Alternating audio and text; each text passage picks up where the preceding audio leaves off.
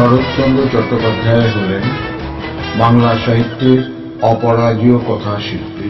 ছোটবেলায় একবার মাথায় একটা ফোঁড়া হওয়ায় সব চুল ফেলে দেওয়া হয়। তারপর থেকেই আত্মীয় পরিজন, বন্ধু বান্ধবরা তাকে ন্যাড়া বলে ডাকত। ছেলে সারা শব্দ না পেয়ে আদরের সঙ্গে মা ডাকলেন, ন্যাড়া, ও ন্যাড়া, খাবি আয় বাবা। তবু উত্তর নেই। রান্নাঘরে ন্যাড়াকে পাওয়া গেল না, গোয়াল ঘরেও না। রেগে গিয়ে স্বামীকে বললেন, হ্যাঁ গা, নিজে তো বেশ খেয়ে দিয়ে এখন ওই ছাইপাস নভেলগুলো পড়ছো, আর ওদিকে ছেলেটা যে না খেয়ে পাড়ায় টোটো করে ঘুরে বেড়াচ্ছে, সেদিকে কি খেয়াল আছে? বাবা ওর হাসি মুখে বললেন, যাবে আর কোথায় ভুবন, দেখো ও হয়তো ওই রায়দের আমবাগানে ফড়িং ধরছে। সত্যি তাই, আমবাগানে সুন্দর একটা ফড়িং ধরতে গিয়ে পাখা ভেঙে ফেলেছে বন্দরের ছেলে, তাই তার মন খারাপ।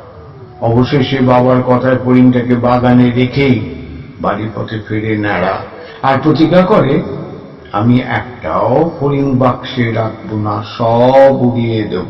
বাবা অবাক হন, সামান্য একটা ফড়িং এর জন্য কি কাঁদতে আছে রে? তবে বালক ন্যাড়া ওদের শরৎচন্দ্রের লেখাপড়ার প্রতি প্রায় কোনো আগ্রহ ছিল না। গ্রামের পিয়ারি পণ্ডিতের পাঠশালা ছেলেকে ভর্তি করে দিয়েছিলেন বাবা মতিলাল। ছেলে সেখানে না যাওয়ার কারণটা যে ঠিক কি সেটা বুঝতে পারতেন না তিনি। একদিনের কথোপকথন অনেকটা এরকম ছিল, হ্যাঁ রে ন্যাড়া, পাঠশালায় যাস না কেন? ভালো লাগে না যে, না পড়লে বড় হবি কি করে? পড়লে বুঝি বড় হওয়া যায়? হ্যাঁ রে হ্যাঁ। তারপর শরৎ পাঠশালায় গেল, তাতে কিন্তু গোল বেড়ে গেল। দুষ্টুমিতে অতিষ্ঠ করে তুলল পিয়ারি পণ্ডিতকে। একদিন পাঠশালায় নতুন ছেলে ভর্তি হয়েছে। শরৎচন্দ্র তার কাছে জানতে চাইলেন সে লিখতে পারে কিনা। জবাবে ছেলেটি বলল, না।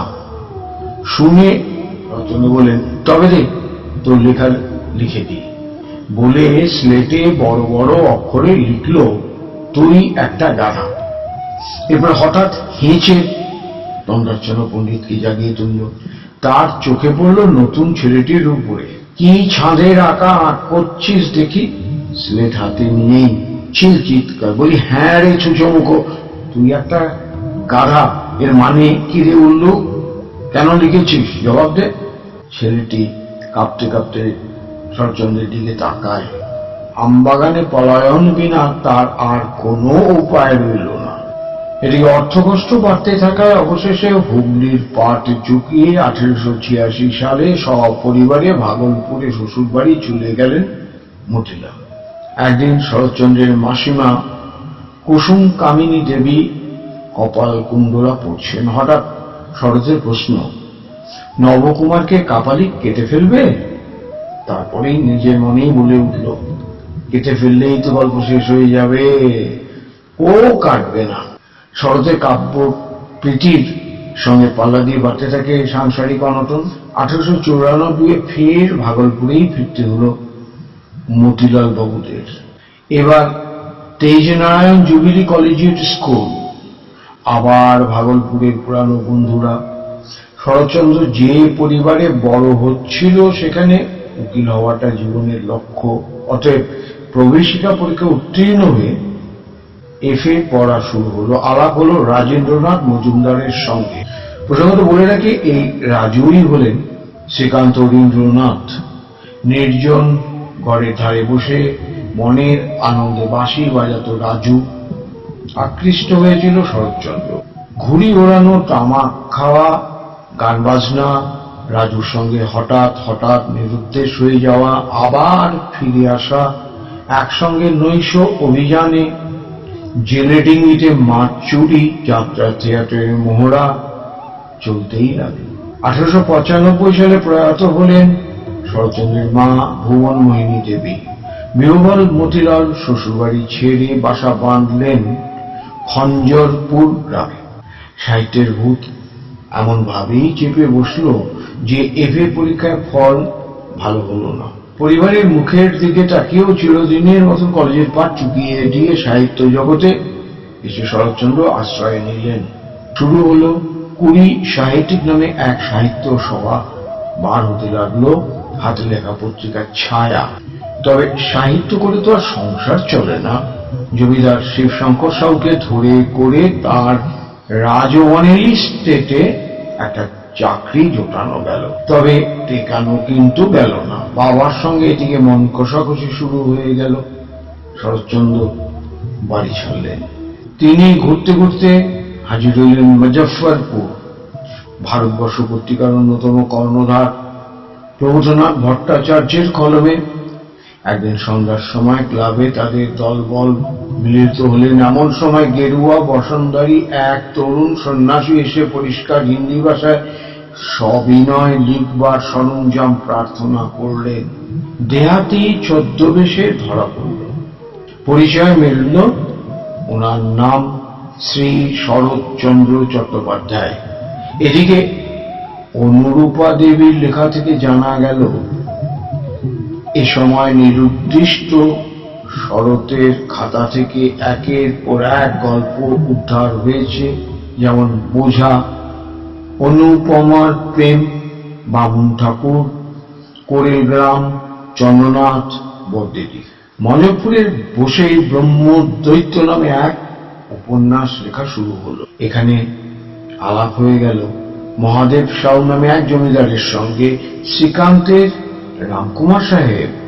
অবশেষে 1903-এ পিতৃবিয়োগের খবর শুনে খঞ্জরপুরে ফিরলেন শরৎচন্দ্র চট্টোপাধ্যায়। তখন একটা কাজের বড্ড বেশি দরকার। কলকাতা মামা উপেন্দ্রনাথ গঙ্গোপাধ্যায়ের কাছে গিয়ে হাজির। উপেন্দ্রনাথের ভাই লালমোহনের কোর্টে কাগজপত্র ও দলিলের অনুবাদের একটা কাজ জোগাড় করে দিলেন। তবে কলম কি আর থামে? এদিকে মাত্র 30 টাকা বেতনে কাজ করতে শরৎচন্দ্রের ঘোর আপত্তি। উপেন্দ্রনাথের কাছে কিছু টাকা কর্জ চাইল সে। বলে, এখানে থাকতে আমার মন চাইছে না। উপেন বয়সে ছোট ছিলেন। রেঙ্গুনে নাকি ভাগ্য ফেরে। রেঙ্গুনে তার ঠিক অচেনাও নয়। মাসিমা সেখানে থাকত। 1903 সালের 27 বছর বয়সে জাহাজে করে বর্মায় গিয়ে হাজির হলেন শরৎ। রেঙ্গুনে পৌঁছানোর কয়েক মাইল আগেই ইরাবতী নদীর কাছে জঙ্গলে ঘেরা ডালা নামক একটি জায়গায় শরৎচন্দ্র তার দলবল অর্থাৎ ডেকের সকল যাত্রীদের নামিয়ে দেওয়া, কারণ শরৎচন্দ্র ডেকের যাত্রী ছিলেন, এবং একরকম জোর করে তাকে কোয়ারেন্টিনে পাঠিয়ে দেওয়া হলো, আটকে রাখা হলো সেখানে 7 দিন। অতি সংক্রামক রোগ প্লেগ তখন রেঙ্গুনে ছড়িয়ে পড়েছে, সুতরাং কোয়ারেন্টিনে তাকে থাকতেই হবে সতর্কতামূলক ব্যবস্থা হিসেবে। 7 দিন কোয়ারেন্টিনে থেকে মুক্ত হয়ে শূন্য হাতে শরৎচন্দ্র যখন উপস্থিত হলেন রেঙ্গুন শহরে, কোথায় যাবেন, কি খাবেন, কিভাবে খুঁজে বের করবেন তার মেসমশাই অ্যাডভোকেট অঘোরনাথ চট্টোপাধ্যায়ের বাড়ি ভাবতে ভাবতে উপস্থিত হলেন দাদা ঠাকুরের হোটেলে। নামে এক ওড়িয়া, এই দাদা ঠাকুর হোটেল নামে এক ওড়িয়া ব্রাহ্মণের এটি হোটেল। তখনও রেঙ্গুনে কোনো বাঙালি হোটেল গজিয়ে ওঠেনি। দাদা ঠাকুরের হোটেলকে লোকে বলতো দা ঠাকুরের হোটেল। অঘোরনাথ রেঙ্গুন শহরে একজন নামী অ্যাডভোকেট। তার বাড়ি খুঁজে পেতে খুব একটা মেহনত করতে হলো না শরৎচন্দ্র। দা ঠাকুরের হোটেল থেকেই তিনি পৌঁছে গেলেন সোজা অঘোরনাথের 56 ও 56A লিউইস স্ট্রিটের বাড়িতে। বাড়িটি 3 তলা এবং সুসজ্জিত। এই বাড়িতে শরৎচন্দ্রের পদার্পণ মুহূর্তে বর্ণনার পরবর্তী পর্যায়ে জানা গেল ওই অঘোরনাথ বাবুর এক পুত্রের জমানিতে। আমার বয়স তখন 12 কি 13। আমার খুব মনে রয়েছে তখন আমরা ছিলাম লুইস স্ট্রিটের নিজেদের বাড়িতে। আমি বাইরের ঘরে বসিয়া পড়িতেছি। সকালবেলা 8টা কি 9টা বাজিয়াছে। এমন সময় বছর 25 বয়স্ক এক ভদ্রলোক ঘরে প্রবেশ করিয়াই বাবাকে দেখিয়া হাও হাও করিয়া কাঁদিয়া উঠিলেন। বাবা আমার অনতি দূরে বসিয়াছিলেন। সামনে আরো 2-1 লোকও ছিলেন। কে কে ছিলেন আমার স্মরণ নাই। আমি বই হইতে মুখ তুলিয়া দেখিতে না দেখিতেই দেখি বাবাকে প্রণাম করিতেছেন। বাবাও আশ্চর্যান্বিত হইয়া জিজ্ঞাসা করিলেন, কিছু শরৎ, তুই কোত্থেকে এলি? তিনি চোখের জল মুছিতে মুছিতে বলিলেন, আমাকে কোয়ারেন্টিনে আটকে রেখেছিল। বাবা আরো অবাক হইয়া বলিলেন, তুই আমার নাম করতে পারলিনি? আমার নাম করে কত লোক পার হয়ে যায় আর তুই পড়ে রয়েছিস কোয়ারেন্টিনে। মাসিমারা খুবই বড়লোক, তাদের ঘরের ছেলে হয়ে থাকতে শুরু করলেন শরৎচন্দ্র। সুতরাং জীবনে স্বাচ্ছন্দ্য আসে। কিছুদিনের মধ্যে বর্মী ভাষাটাও তিনি শিখে নিলেন। অকস্মাৎ মাসিমার স্বামী উকিল অপরবাবু প্রয়াত হওয়ায় তারা রেঙ্গুনের পাট চুকিয়ে চলে যান কলকাতায়। ফের পথে বসলেন সর্ব। তবে এই যাত্রায় কায় ক্লেশে চাকরি জুটিয়ে ফেললেন। সন্ন্যাসী বেশে কিছুদিন ইতস্তত ঘোরাফেরা করবার পর অবশেষে এপ্রিল মাসে ভাগ্যের খোঁজে মায়ানমারের রেঙ্গুনে অ্যাকাউন্টেন্ট জেনারেল অফিসে মাসিক ৭৫ টাকা বেতনে কেরানির পদে চাকরি গ্রহণ করলেন। ১৯০৬ সালের এপ্রিল মাসে শরৎচন্দ্র শান্তি দেবীকে বিবাহ করেন। ১৯০৭ সালে শান্তি দেবীর গর্ভে তার একটি পুত্র সন্তান জন্মলাভ করল। এই ১৯০৭ সালে সরলা দেবী সম্পাদিত বিখ্যাত ভারতী পত্রিকায় তার প্রথম উপন্যাস বড় দিদি প্রকাশিত হল এবং তিনি বাংলা সাহিত্যে রাতারাতি খ্যাতির শিখরে আরোহণ করলেন।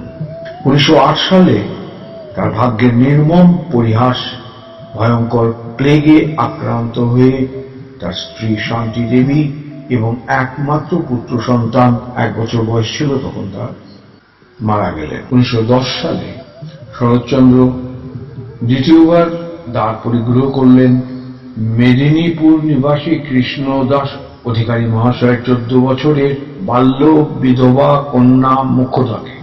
শরৎচন্দ্র কিন্তু তার নাম রেখেছিলেন হিরণ্ময়ী দেবী এবং সেই নামেই পরবর্তীকালে তিনি পরিচিত হন।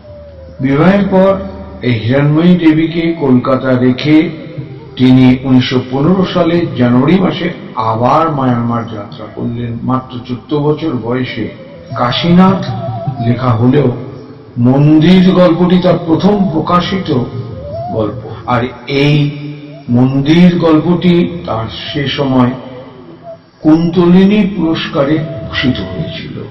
১৯১৬ সালের ১০ই এপ্রিল মায়ানমারে চাকরিতে ইস্তফা দিলেন এবং চাকরি জীবনের অবসান ঘটিয়ে Shibpur first by lane Howrah বাসায় সস্ত্রীক উঠে আসে। ১৯১৭ সালে শরৎচন্দ্রের সঙ্গে রবীন্দ্রনাথের প্রথম সাক্ষাৎ। ওই বছর তিনি চিত্তরঞ্জন দাস মহাশয় সম্পাদিত নারায়ণ পত্রিকায় লেখালেখি শুরু করলেন। ইতিমধ্যে পাঠক মহলে জনপ্রিয়তা অর্জন করেছেন। সেই কারণবশত চাকরি ছেড়ে পাকাপাকি সাহিত্যিক জীবনটাকে তিনি বেছে নিলেন। চরিত্রহীন যখন বই আকারে বেরোল, দাম ৩.৫ টাকা, প্রথম দিনের বিক্রি হয়েছিল টপ সেলার বলা যেতে পারে ৪৫০ কপি, যেটি বাংলা সাহিত্যে এটি রেকর্ড সৃষ্টি করেছিল। পরবর্তীকালে এই নিজের রেকর্ডই আবার শরৎচন্দ্র ভাঙলেন পথের দাবির সৌজন্যে। রেঙ্গুনে অজ্ঞাতবাসের জন্য গেলেও সেখানেই আত্মপ্রকাশ করেন সাহিত্যিক শরৎচন্দ্র চট্টোপাধ্যায়। রামের সুমতি, পথনির্দেশ, বিন্দুর ছেলে, নারীর মূল্য, চরিত্রহীন এর জন্ম কিন্তু রেঙ্গুনে। যমুনা থেকে ভারতবর্ষ এবার কলম চালিয়ে অর্থলাভ হতে শুরু করল।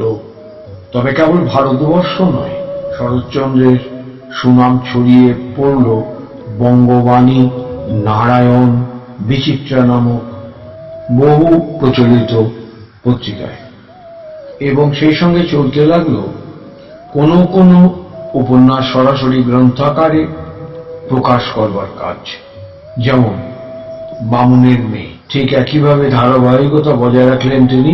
তার লেখার পর্ব চলতে থাকলো।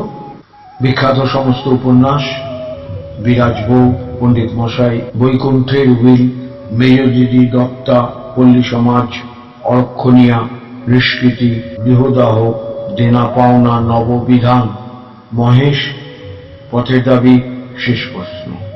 একবার একটি ঘটনা ঘটল। নারায়ণ পত্রিকা গল্পের জন্য শরৎচন্দ্র চট্টোপাধ্যায় মহাশয়কে একটা চেক সই করে পাঠালেন চিত্তরঞ্জন দাস মশাই। সঙ্গে লিখলেন, আপনার মতন শিল্পীর অমূল্য লেখার মূল্য স্থির করার স্পর্ধা আমার নেই। টাকার ঘর শূন্য রেখে চেক পাঠালো। এতে নিজের খুশি মতন অঙ্ক বসিয়ে নিতে পারেন এবং নিজের অসাধারণতার মূল্য নির্ধারণ করলেন শরৎচন্দ্র মাত্র 100 টাকা। প্রসঙ্গত বলে রাখি, চিত্তরঞ্জন দাস মহাশয়ের প্রতি শরৎচন্দ্রের ভালোবাসা এবং আনুগত্যতে মুগ্ধ হয়ে দিলীপ কুমার রায় মহাশয় লিখেছিলেন, চিত্তরঞ্জন দাস মহাশয়ের প্রতি শরৎচন্দ্রের ভালোবাসা ও আনুগত্যে মুগ্ধ হয়েছিলেন দিলীপ কুমার রায়। তার লেখা থেকে জানা যায় যে কোন এক জায়গায় তিনি উল্লেখ করেছেন, কিন্তু কোন প্রেমের পথে কুসুমাশ্রিত নয়, তাই দেশবন্ধুর সহায় হতে গিয়ে শরৎকে ভুগতে হয়েছিল কম নয়।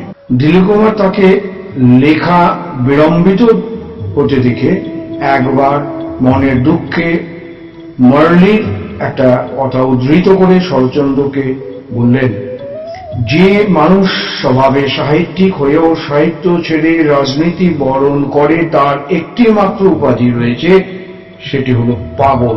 একথায় শরৎচন্দ্র হাসতেন, বলতেন দেশবন্ধুও তাকে নানাভাবে লাঞ্ছিত হতে দেখে রাজনীতির আখড়া ছেড়ে যেতে বলেছিলেন, কিন্তু দেশবন্ধুর নানা সঙ্গী সাথীদের ভুতুড়ে কাণ্ড কারখানা দেখেই তিনি প্রাণ ধরে তাকে ওদের হাতে সঁপে দিতে পারেননি। শরৎচন্দ্র সাহিত্যকর্মের মধ্যগমনে যখন সে সময় তিনি যোগ দেন রাজনীতিতে, তখন তার একজন সাহিত্যিক বন্ধু তাকে নিষেধ করলেন স্পষ্ট ভাষায়। বক্তব্য, একজন সাহিত্যিকের সাহিত্যকর্ম ছেড়ে রাজনীতির আঙিনায় পদচারণ করাটা সঠিক সিদ্ধান্ত হতে পারে না। উত্তরে শরৎচন্দ্র বললেন, এটা তোমাদের ভুল। রাজনীতির আলোচনায় যোগ দেওয়া প্রত্যেক দেশবাসীরই অবশ্য কর্তব্য বলে আমি মনে করি। বিশেষত আমাদের দেশ হলো পরাধীন দেশ। এদেশের রাজনৈতিক আন্দোলন প্রধানত স্বাধীনতার আন্দোলন, মুক্তির আন্দোলন। এই আন্দোলনে সাহিত্য সেবীদের তো সর্বাগ্রে যোগ দেওয়া উচিত, কারণ জাতি গঠন বা লোকমত সৃষ্টির গুরু দায়িত্ব তো সাহিত্যিকরাই নিজেদের ঘাড়ে নিয়েছেন। পৃথিবীর সর্বদেশে সাহিত্যিকদের উপরেই এই দায়বদ্ধতাটা ন্যস্ত হয়েছে। যুগে যুগে মানুষের মনে মুক্তির আকাঙ্ক্ষা জাগিয়ে তোলেন তারাই। তোমাদের নির্দেশ মতন সাহিত্যিকরা যদি বলেন আমি সাহিত্যকর্ম নিয়ে ব্যস্ত থাকবো, রাজনীতিতে যোগ দেব না, তবে তো উকিল ব্যারিস্টাররা বলতে পারেন যে আমরা আইন ব্যবসা নিয়ে ব্যস্ত থাকবো, মামলা করব, রাজনীতি করব না। তাহলে ঠিক একই কথা তো ছেলেরাও বলবে যে আমরা পড়াশুনো করবো, আমরা ছাত্র, আমরা রাজনীতির মধ্যে যাব না। বাপু হে, তাহলে রাজনীতিটা করবে কে শুনি? একবার একটা মজার ঘটনা। অমল হোম, তিনি সক্রিয় রাজনীতিতে যোগ দেন চিত্তরঞ্জন দাস মহাশয় ও সুভাষচন্দ্র বসুর বিশ্বস্ত সৈনিক ও অনুগামী রূপে। দেশবন্ধু এবং সুভাষচন্দ্র বোস মহাশয় কলকাতা পৌরসভার মুখপত্র ক্যালকাটা মিউনিসিপ্যাল গেজেটের সমস্ত দায়িত্ব দেন তার উপর। ভারতীয় সাংবাদিকতার ইতিহাসে অমল হোম অবশ্যই একটি চিরস্মরণীয় নাম। সনটি ছিল 1339, 31 ভাদ্র। এই শরৎচন্দ্র চট্টোপাধ্যায় মহাশয়ের সপ্তপঞ্চাশৎ জন্ম দিবসের সম্বর্ধনা প্রদানের প্রধান দুই উদ্যোক্তা ছিলেন অমল হোম এবং বেহালার মনীন্দ্রনাথ রায়। অবশ্যই অসুস্থতার কারণে টাউন হলে সম্বর্ধনা অনুষ্ঠানে শরৎবাবু যেতে পারেননি। সুস্থ হওয়ার পর অমল হোম ক্যালকাটা মিউনিসিপ্যাল গেজেটে শরৎচন্দ্র সম্বন্ধে অসাধারণ একটা প্রবন্ধ লিখে ফেললেন, যদিও শরৎবাবু সেটা জানতে পারেননি যে তার সম্পর্কে অমল কিছু একটা লিখেছে এবং সেটা অত্যন্ত উচ্চমানের বা উৎকৃষ্ট মানের। ঘটনাটা ঘটল যে জার্মানিতে বসে সুভাষচন্দ্র বসু সেই প্রবন্ধটি পড়ে বিস্তর তারিফ করলেন মুক্ত কণ্ঠে। শরৎচন্দ্র তার পশু ক্লেশ নিবারণী সমিতি এটা সংক্ষেপে বলা হয় CSPCA হাওড়া শাখার চেয়ারম্যান ছিলেন। 1932 সালের 17 ডিসেম্বর হাওড়া পশু ক্লেশ নিবারণী সমিতি অফিসে সদবাবুর সঙ্গে দেখা হলো বাংলার কথা পত্রিকার তৎকালীন সম্পাদক গোপাল সান্যালের সঙ্গে। কথা প্রসঙ্গে শরৎচন্দ্র তখন গোপাল সান্যালের কাছে শুনতে পেলেন তার সম্পর্কে অমল হোমের উক্ত লেখাটির বিষয়। এই প্রবন্ধ পড়ে সুদূর বিদেশ থেকে প্রশংসার পঞ্চমুখ হয়েছিলেন সুভাষচন্দ্র বসু। সেই অফিসে বসে শরৎচন্দ্র অভিমানে অনুযোগে অমল হোমকে তখনই একটা চিঠি লিখে ফেললেন। অমল, গোপাল সান্যালের কাছে শুনলাম তুমি নাকি তোমার কাগজে আমার ওপরে কি সমস্ত একটা মস্ত প্রবন্ধ লিখে ফেলেছ, যা পড়ে সুভাষ জার্মানি থেকে চিঠি লিখেছে এমনটি আর হয়নি। আমি দেখিনি, আমি জানিও না। আমাকে একখানা তোমার ওই গেজেট পাঠালে কি তোমার কর্পোরেশন দেউলিয়া হয়ে যেত? প্রসঙ্গত উল্লেখ করি যে পথের দাবি বের হওয়ার সময় শরৎচন্দ্রের সঙ্গে পরামর্শ করতে প্রায় তার কাছে আসতেন কয়েকজন কংগ্রেস নেতা ও কর্মী। তাদের মধ্যে একজন একদিন জিজ্ঞেস করে বসলেন, অহিংসা সত্যাগ্রহ এবং হিংসাত্মক বিপ্লব এই দুটির মধ্যে আপনি কোনটা সমর্থন করেন? আপনি হাওড়া কংগ্রেসের সভাপতি এবং আপনার প্রতি হাইকমান্ডের নির্দেশ অহিংসা সত্যাগ্রহ, কিন্তু পথের দাবি উপন্যাসে পাওয়া যায় হিংসার সংকেত।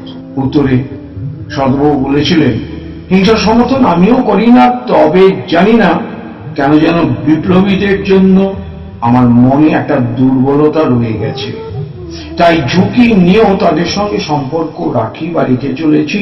সাহায্য করতেও আমি দ্বিধাবোধ করি না বা করব না।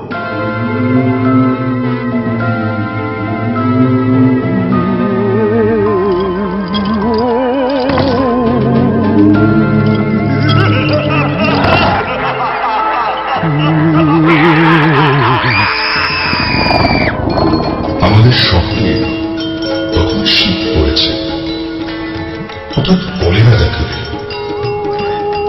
তখনকার দিনে কলেরার নামে মানুষ ভয়ে অতজ্ঞান হতো। কারো কলেরা হয়েছে শুনতে পেলে সে পাড়ায় মানুষ থাকত না। মারা গেলে দাহ করবার লোকও পাওয়া যেত না। এই দুদিনে আমাদের এখানে একজন ছিল যার মৃতদেহ দাহ করতে শ্মশানে যেতে কোনো আপত্তি ছিল না। তার নাম গোপাল খুড়ো। জীবনের ব্রতই ছিল মরা পোড়া। কারো অসুখ শক্ত হয়ে উঠলে তিনি ডাক্তারের কাছে প্রত্যহ সংবাদ নিতেন। যদি শুনতেন বাঁচার আশা নেই, তাহলে খালি পায়ে গামছা কাঁধে তিনি ঘণ্টা 2 পূর্বে সেখানে উপস্থিত হতেন। আমরা জমা কয়েক ছিলাম তার চেয়ার। কোনো কোনো দিন মুখ ভার করে বলে যেতেন, ওরে স্যার নুরু, ভালো, আজ রাত্রিটা একটু সতর্ক থাকিস, দেখলে যেন সাড়া পায়। তাজুর তারে শ্মশানে চল, মনে আছে তো? আগে আছে বই, আপনি ডাক দিলেই গামছা সমেত বেরিয়ে পড়ব খুলো। বেশ বেশ, এই তো চাই, দিক থেকে পূর্ণ কর্ম সংসারে আর নেই। আমাদের মধ্যে একজন ছিল যার কথা একটু আগে শুনেছ, লালু। তার বিশেষ কোনো কাজ না থাকলে সে কখনো না বলতো না। সেদিন সন্ধ্যেবেলায় গোপাল খুড়ো বিষণ্ণ মুখে এসে বললেন, বুঝলি, বিষ্ণু পণ্ডিতের বোনটা মারা গেল রে। সবাই চমকে উঠলাম। অতি গরিব বিষ্ণু ভট্টাচার্যের কাছে বাংলা স্কুলে আমরা ছেলেবেলায় পড়েছিলাম। নিজে তিনি চিরমগ্ন এবং চিরদিন স্ত্রীর প্রতি একান্ত নির্ভরশীল। জগতে তার আপনার বলে আর কেউ নেই। তার মতো নিরীহ অসহায় মানুষ সংসারে আমি দেখি।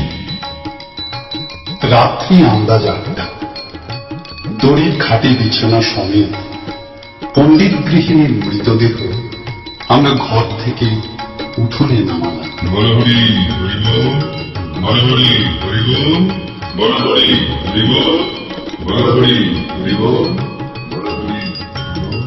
পণ্ডিত মশাই ফ্যাল ফ্যাল করে চেয়ে রইলেন। সংসারে কোনো কিছুর সঙ্গে সে চাহনির কোনো তুলনা হয় না। সে দৃষ্টি একবার দেখলে আর ভোলা যায় না। শোক এত গভীর যে পণ্ডিত মশাই মুখাগ্নির জন্য যেতেই পারলেন না। কেউ কিছু বলবার আগে লালু বলে উঠল,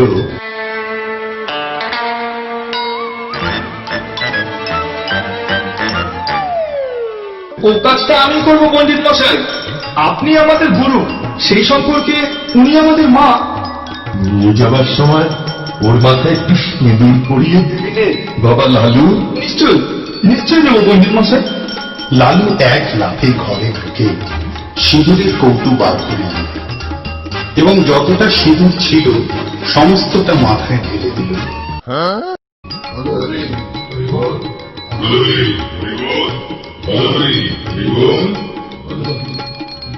আমরা গৃহিণীর মৃতদেহ চিরদিনের মতো বার করে নিয়ে এলাম। পণ্ডিত মশাই খোলা দোরের চৌকাটে হাত দিয়ে তেমনি চুপ করে দাঁড়িয়ে রইলেন। গঙ্গার তীরের শ্মশান পণ্ডিত মশাইয়ের বাড়ি থেকে প্রায় 3 মাইল দূরে। সেখানে পৌঁছে যখন আমরা মৃতদেহ নামালাম তখন রাত 2টোর কাছাকাছি। লালু খাট ছুঁয়ে মাটিতে পা ছড়িয়ে বসল। কেউ এখানে ওখানে শ্রান্তিতে চিত হয়ে শুয়ে পড়ল। শুক্লা দ্বাদশীর পরিস্ফুট জ্যোৎস্নায় বালুময় বহুদূর বিস্তৃত শ্মশান অত্যন্ত জনহীন। গঙ্গার ওপার থেকে কনকনে উত্তরে হাওয়ায় জলে ঢেউ উঠেছে। তার কোনো কোনোটা লালুর পায়ের প্রায় নিচে পর্যন্ত আছাড় খেয়ে খেয়ে পড়ছে। শহর থেকে গরুর গাড়িতে পুরাবার কাঠ আসে, কি জানি কখন এসে পৌঁছবে। সহসা গঙ্গার ওপরে দিগন্তে একটা গাঢ় কালো মেঘ উঠে প্রবল উত্তরে হাওয়ায় হু হু করে সেটা এপারে ছুটে আসতে লাগে। ক্রমশ হাওয়ার বেগ বাড়ছে। গোপালপুরে সবাই বললেন, লক্ষণ ভালো দেখছে না রে, বৃষ্টি হতে পারে। শীতে ঝুলে ভিজলে আর রক্ষে থাকবে না। কাছে পাতা গুটবার কোনো আশ্রয়ও নেই। দেখতে দেখতে কালো মেঘে আকাশ খেলছে। ওপার থেকে বৃষ্টির ধারা শো শো শব্দ এলো। কি করে ভাবতে ভাবতে মুষলধারে বৃষ্টি নেমে মরা রইল মনে। প্রাণ বাঁচাতে কি যে কোথায় ছুট দিল তার ঠিক ঠিকানা।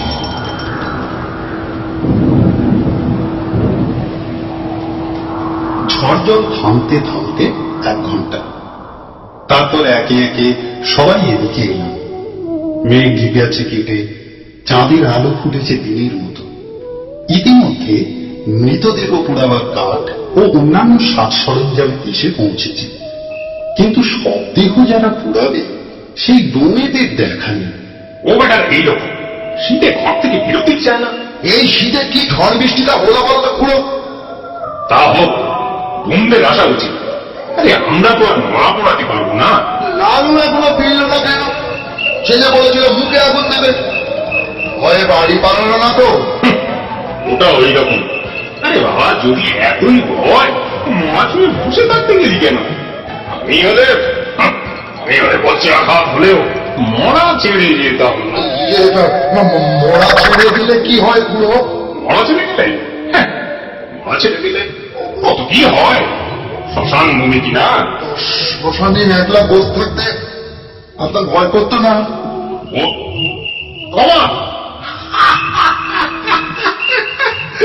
ভয় আমার অন্তত 1000টা মরা পেয়েছি জানিস। শোন, আমি চুলোটা কেটে ফেলি। একটা কুদালো আছে দেখছি। এই শোন, তোরা হাতে হাতে কাঠগুলো এখানে নিয়ে আয়। খুঁড়ো চল্লি কাটছেন, আমরা কাঠ নামিয়ে আনছি। আমাদের মধ্যে কে একজন বলে উঠল, সম্ভবত মন, খুড়ো, মরাটা যেন ফুলের দুটি হয়েছে না? ভুলবে না, এক কথা সব জলে ভিজেছে যে। কিন্তু পুরো জলে ভিজলেও তো চুপসে ছোট হয়ে যাবে, ফুলবে না তো? তোর ভারী বুদ্ধি, সব কিছু বুঝে ফেলেছিস। যা করছিস তাই কর, টিপ্পনি কাটিস না তো। সবাই চুপ। কাঠ নিয়ে আমরা চুলোর কাছে সাজিয়ে রাখছি। কাঠ প্রায় শেষ। নুরুর দৃষ্টি বারবার খাটের দিকে। কাঠ নিয়ে যাওয়ার সময় ও আর চোখে মরার দিকে দেখছে।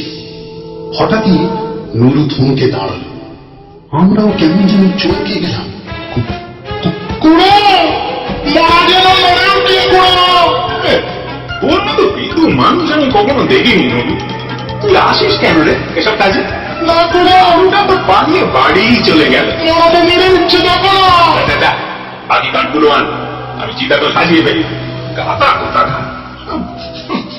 গোপালপুরের কথায় আমরাও যেন বুকে বল পেলাম। আবার মিনিট 2 গেল। এবার মনি হঠাৎ চমকে উঠে 5-7 পা পিছিয়ে দাঁড়িয়ে সভায় বলল, পেটের ভাগ উঠেছে না, মরাটা যেন সত্যি মরে উঠল খুড়ো।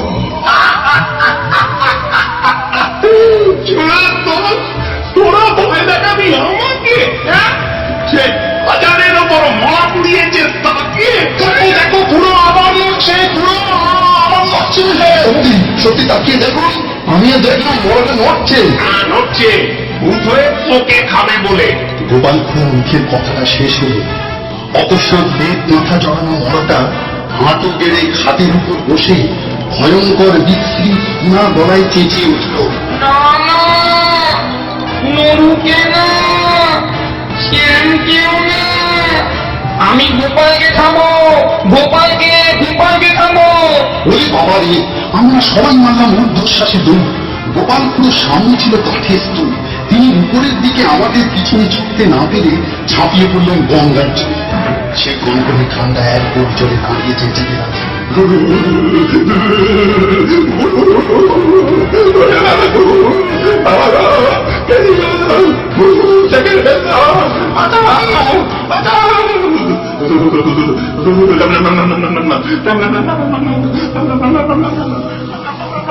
কোনক্রমে পালাতে পালাতে ভূতের দিকে তাকিয়ে দেখি লেপ কাঁথা ফেলে যেন উঠে দাঁড়িয়েছে ভূতটা। কেমন যেন পুরুষ মানুষের মতো লাগছে। এ তো পণ্ডিত মশাইয়ের স্ত্রী নয়। ওরে ও নরু, ওরে ও শ্যাম, পালাস না রে। আরে আমি লালু, ওরে তোরা ভয় পাস না রে, ফিরে আয়। আরে ও গোপাল খুড়ো, আরে জল থেকে উঠে আসুন, ঠান্ডা লেগে নিউমোনিয়া হয়ে যাবে। আমি লালু। লালুর কণ্ঠস্বর আমাদের কানে পৌঁছল। তাই তো, লালুর গলার স্বর। নিজেদের এই বুদ্ধিতায় অত্যন্ত লজ্জা পেয়ে সবাই ফিরে এলাম। গোপাল খুড়ো শীতে কাঁপতে কাঁপতে দাঁড়ায় উঠল। লালু তার পায়ে ধুলো নিয়ে সলজ্জে বললে, সবাই জল ছড়ার ভয় পালালো, এমনকি গোপাল খুড়ো আপনিও। আমি মরা ছেড়ে যেতে পারলাম না, তাই কি আর করবো, ওই লেপ কাঁথার মধ্যে ঢুকে গেলাম। বেশ করেছিলে বাবা, খাতা বুদ্ধি করেছিল। এখন যাও, ভালো করে গঙ্গা মাটি মেখে চান করবে। এমন শয়তান ছেলে আমি বাপের জন্মে দেখিনি। গোপাল খুড়ো মনে মনে লালুকে ক্ষমা করলেন। বুঝলেন লালুর মতো এত সাহস তার নিজেরও নেই। এই রাত্রে একা একা শ্মশানে প্রচন্ড ঝড় জলে কলেরার মরা, কলেরার বিছানা এসব গ্রাহ্যই করল না। লালুর কাঁধটা ধরে ঝাঁকিয়ে দিলেন গোপাল খুড়ো। সাবাস লালু, সাবাস, তোর সাহসের আমি প্রশংসা করি। সব দাহ সমাধান। আমরা গঙ্গায় স্নান সেরে যখন বাড়ি ফিরে আসছি, তখন সূর্য উঠছে আকাশে।